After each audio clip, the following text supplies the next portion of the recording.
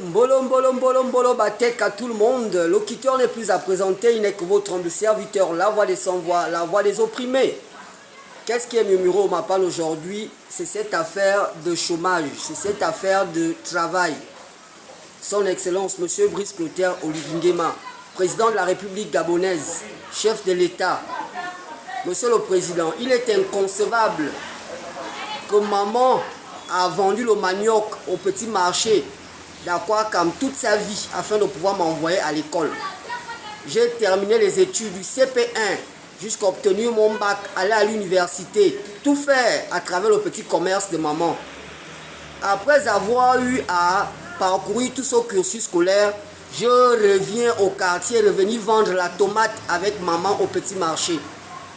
Est-ce que c'est bon comme ça? Tandis que papa a travaillé avec Omar Bongo.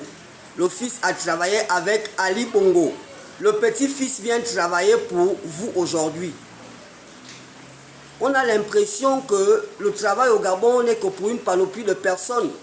On a l'impression que le Gabon appartient à un cercle bien restreint. On a l'impression que le Gabon appartient à certaines familles. J'aimerais savoir ceci. Dites-moi, parce que moi je n'invente rien, je ne crée rien.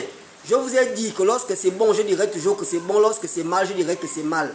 Moi, je ne fais que parler à haute intelligible voix ce que le Mapan murmure. Qui est plus gabonais que qui afin de pouvoir en bénéficier des ressources de notre sous-sol? J'aimerais savoir qui est plus gabonais que qui. Parce qu'on remarque que ceux qui ont été avec Bongo, qui ont détourné des milliards, ils sont revenus travailler avec Ali Ben, ils ont détourné des milliards. C'est ces mêmes gens que vous mettez encore autour de vous qui détournent encore des milliards.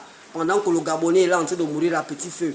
Pendant que le Gabonais est dans l'incapacité de se procurer 3 plats jours. Pendant que le Gabonais est dans l'incapacité de vivre dans des conditions dignes d'un Gabonais, dignes d'un pays riche. On a des forêts, on a un sous-sol qui est plein, qui est riche. On a le pétrole, on a l'uranium, on a le manganèse. Mais cette richesse, c'est qu'une certaine panoplie de personnes qui en bénéficient. Cette richesse, c'est qu'un cercle bien fermé qui en bénéficie. On dit le changement de quelqu'un commence dans son plat. Donc, si pendant l'époque de Bongo, je mangeais un morceau de viande dans mon plat de riz blanc, à l'époque d'Ali Ben, je peux manger 2 morceaux de viande avec un peu de riz avec la sauce. À votre époque, vu que vous aviez dit que vous êtes là pour le Gabonais lambda, vous êtes là pour la veuve et l'orphelin, vous êtes là pour l'handicapé, vous êtes là pour celui qui est dans les capacités de se procurer 3 plats jours. Donc à votre époque, je peux manger aux gros oignons. Mais hélas, la preuve est que je mange toujours mon riz blanc sans sauce. Le changement là, il est où? L'essor vers la félicité, nous n'allons pas l'atteindre tant que le Gabonais souffre. L'essor vers la félicité, nous n'allons pas l'atteindre tant que la jeunesse n'a pas de boulot. Beaucoup se plaignent que la jeunesse fume la drogue, mais la jeunesse fume la drogue à longueur de journée parce qu'ils n'ont pas d'occupation, parce qu'ils n'ont pas de travail. Donnez un peu le travail à quelqu'un, vous allez me dire si cette personne peut laisser le travail pour aller voler. J'aimerais savoir, et vous poser cette question, Son Excellence, est-ce qu'il y a une différence entre Ibrahim Traoré du Burkina Faso et vous? Vous avez fait un coup d'État, il a fait un coup d'État. Enlevez un peu tous ces gens qui sont autour de vous. Moi, je vous dis ce que la population murmure. Je ne crée rien, je n'invente rien, je n'ajoute rien. Monsieur le Président, la population gabonaise souffre. Le Gabonais est dans l'incapacité de se procurer 3 plats jours.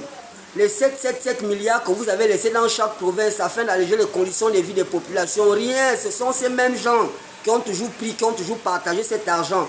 Venez à OIM, vous allez nous dire où est basé le changement. À part les routes bétonnées qu'ils ont mises un peu de partout. Mais la population vit toujours au même calvaire.